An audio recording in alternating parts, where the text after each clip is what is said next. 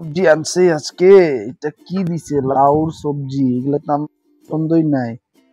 মূলা ভাজি। ঘর বাড়ির যে কি কি কই থেকে এগুলা নিয়ে আহে না, কি আর কমু। আর এই খাওয়ার টাইমে নারন্দা ফোন করে কেন? হ্যালো নারন্দা, এ কামে ভাত খাইতে বসি। কি কমু, পাঠার মাংস, ইলিশ মাছের চচ্চড়ি, মানে ওই যে কি কইটারে সরিষা বাটা দিয়া পাঠাইছে।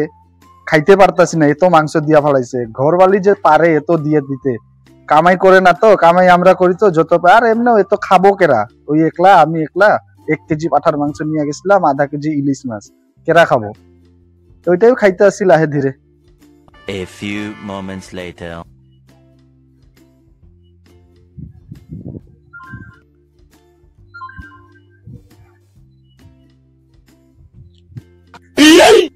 আরে দাদা, তুমি আইয়া গেলা?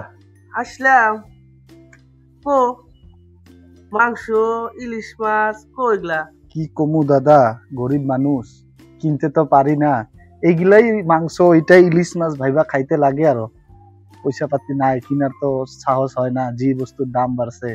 এগুলাই ওইটা ভাইবা খাই, আরো গরিব মানুষের এইটাই ইলিশ মাছ, এইটাই মাংস। ও আজকে হে বুঝলাম, বহুত মানুষ তাহলে এগুলা ভাইবেই খায়। হ্যাঁ, উপায় নাই, কি করবো।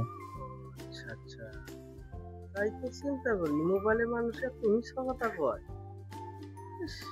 মোবাইলটা খুব খারাপ জিনিস রে। ঠিক আছে, খাবা নাকি? খাও, অল্প অল্প মাংসর ফিল নিয়ে খাও। ইলিশ মাছ ভালো পাই না, পালাবো। আচ্ছা ঠিক আছে।